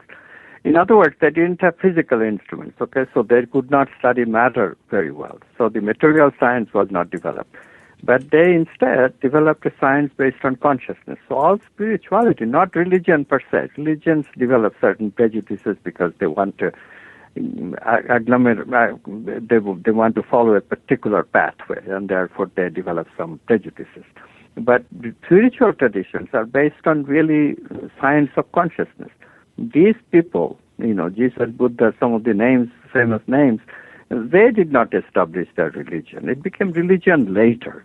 Their idea was just to simply study who they are. They wanted to know the nature of their own selves, and in the process they discovered wonderful things that today we describe by such words like non-locality. Yes, ancients did have a word for non-locality. It came a little bit later than Jesus and Buddha, but the word transcendence, transcendence. But it's not a cool Sanskrit name or anything. There is Akasha. Sanskrit name is called Akasha, outside of space and time. Yeah, Akasha. Okay. So there is indeed in all tradition. I'm sure Kabbalah has a similar word, but I have to beg off because I don't remember it. I read an interpretation of Kabbalah a few years ago, and Kabbalah has indeed these 5 worlds, and it has a name for the non-local world. I think it's Ein Sof. Maybe it's Ein Sof. Yes, I was thinking of that too. But see, that's because we were connecting non-locally. Right. I think you were right. So, so the whole point of modern people of ignoring and sometimes making fun of olden day concepts, and this is just wrong, just very misplaced.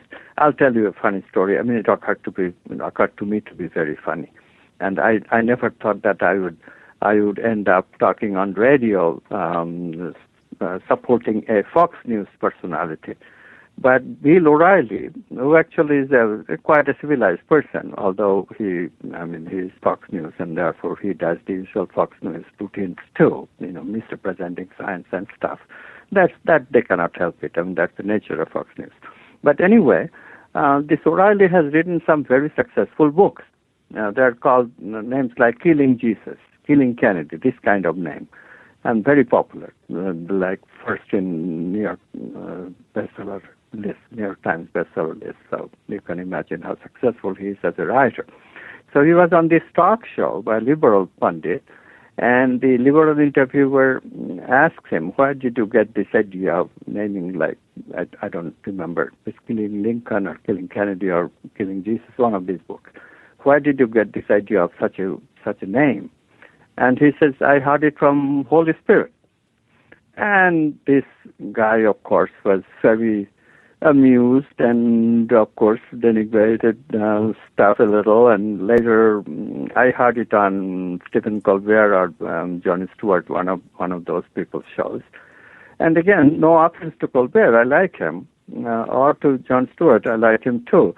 But, they're just not familiar with this concept of Holy Spirit, and they started making fun of it because they couldn't understand it. But if quantum physics is introduced in this context, then Holy Spirit is just another name for what I call quantum self, this non-local capacity that exists in us at a deeper level than the ego, where we experience only locality. Beyond that, we do have experiences of non-locality, but that happens in this non-local quantum self. And the spiritual name for it in Christianity is Holy Spirit. But Hindus call it Atman. In Sanskrit, probably these people, Jon Stewart and Stephen Colbert, they're very avant-garde. So because of multiculturalism, they probably would not insult the Sanskrit name so badly as they did with Holy Spirit. It's just, the culture, present culture, is so based on this polarization. As soon as you hear something, if it is from Christianity, we start immediately denigrating it. And vice versa. I'm not justifying Bill O'Reilly. He does the same thing, I'm sure, with concepts of evolution. So, this polarization is really ruining our civilization. We are throwing out the baby with the bathwater. There are much in the olden day literature, much in the olden day concepts, much in the traditions, which are wonderful scientific concepts. Their science was just not compatible with the scientific materialist science that many people subscribe to today. But science itself has moved on. It's quantum science, really. It's science within consciousness. And there, all these concepts are fitting back in. So how to get here from this polarization to this new science, new scientific worldview, this is the challenge of 21st century. Well, I'm looking at the clock, and we have about 10 minutes left. And I want to close with this question because I think it'll take us till the end here.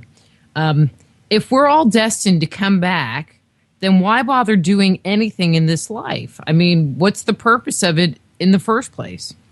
Well, I'm glad you asked this. Have you ever seen a movie called Groundhog Day? Yes, sir, I have. Good for you. It's a wonderful movie. For the listener, please watch this movie. If you like the idea of reincarnation, watch that movie. Why we should make an attempt of following our dharma, discovering good stuff, developing good habits. As soon as you become aware of it, that there is a purpose to life, there is a meaning of life. So this guy, this radio or television personality, who is reporting on the Groundhog Day. If the groundhog will come up or not, the weather is predicted on the basis of that. It's a well-known story. I'm sure all Americans know it. No need to repeat it. But this fellow now gets lost in a time loop. This Groundhog Day comes back for him. Whatever he does, he cannot escape it. Until he figured out that he has to become a lover. His associate, a beautiful woman, who loves him. But he is not recognizing that love. And this is the problem. But after time after time after time, he eventually catches on to the game, that he has to discover the nature of love. He has to go outside of his narcissism. Scientific materialism makes people narcissistic because there is nothing else but this life and this body and nothing else, just the material body. So take the body's pleasures and run with it. This is the teaching of scientific materialism. If you are caught into that, of course, that's all you do. And you're caught in this loop.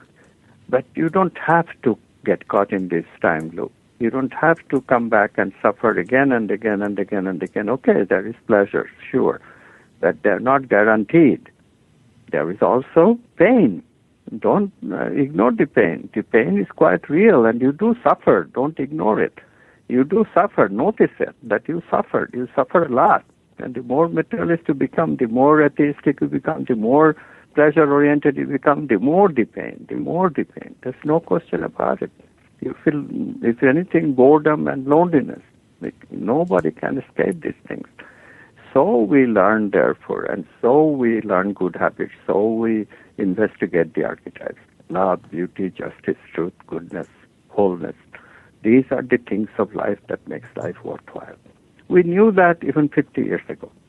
Under scientific materialism, and especially this polarization between scientific materialism and Christianity, we are largely forgetting these values that makes life worthwhile.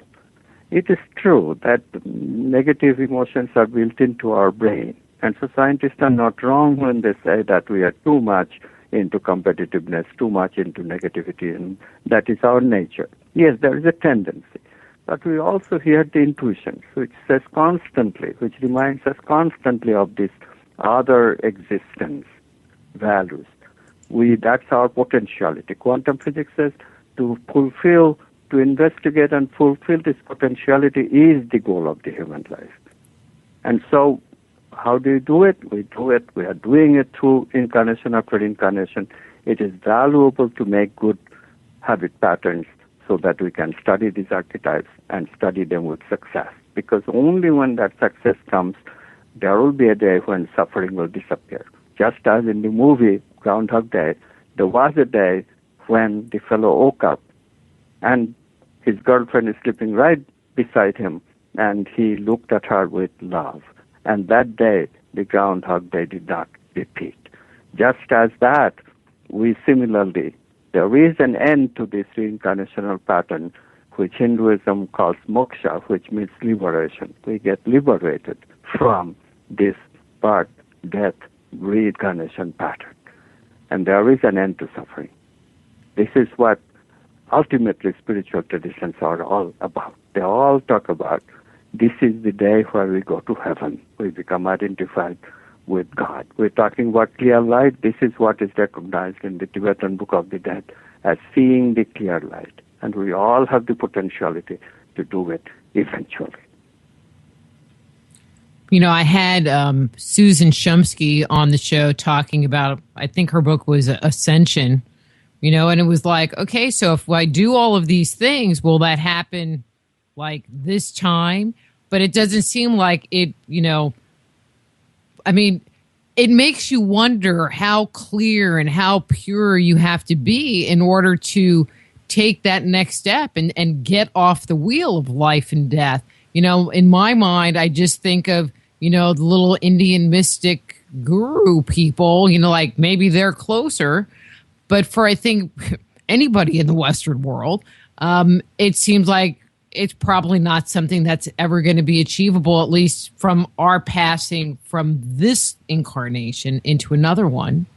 No, don't be so pessimistic. I then tell me something good. I don't agree with you.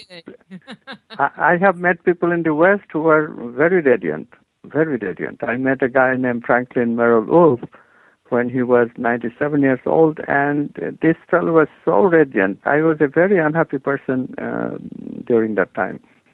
So I go to this ranch and to live there for a month. I was invited to do that, and I was very grateful.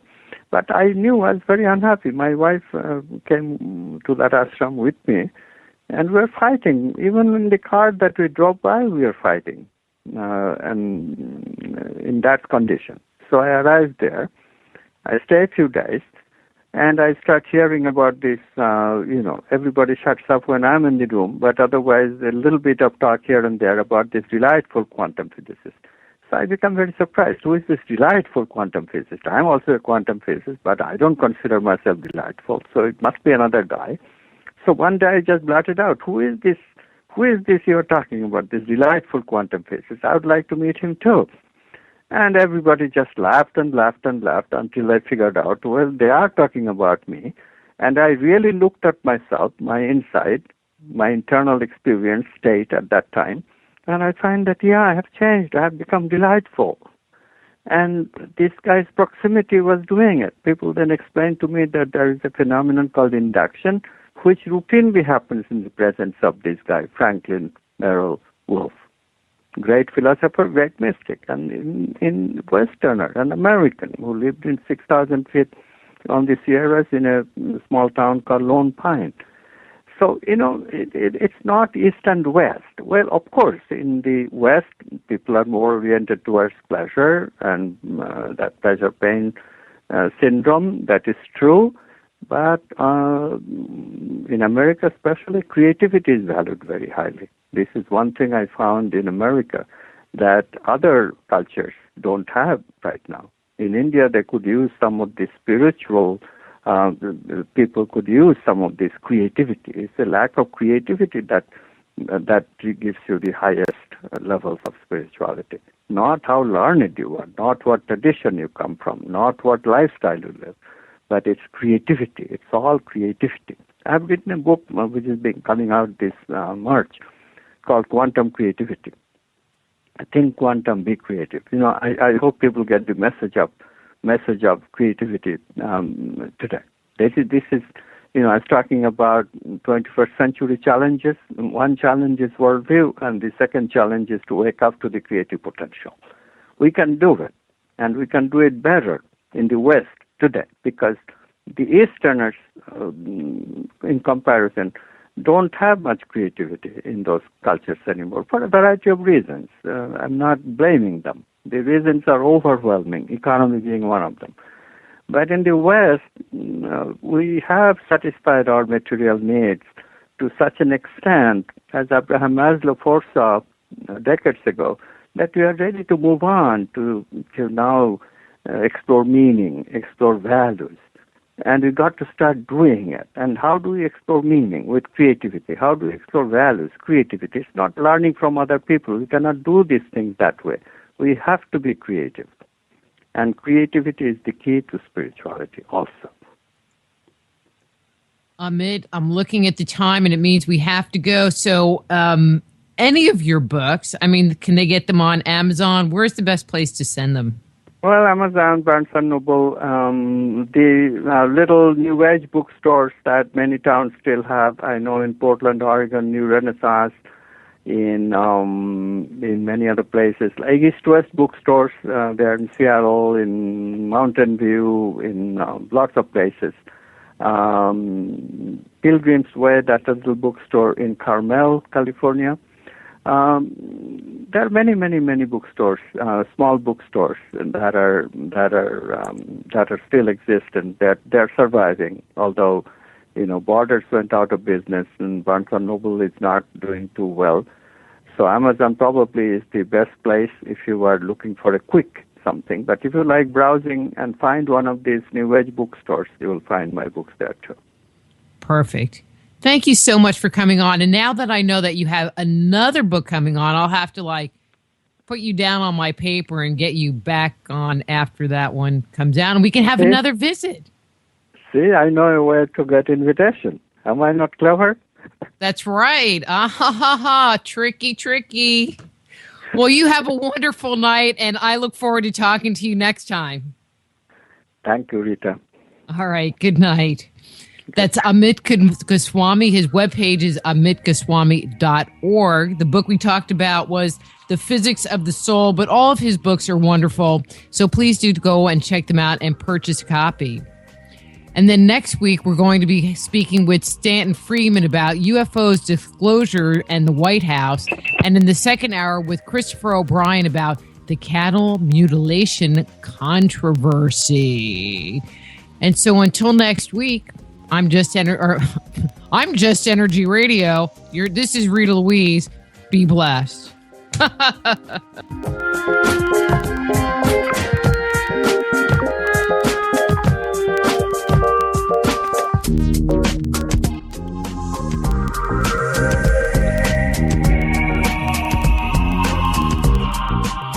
Join host Dr. Rita Louise each week at this time for Just Energy Radio.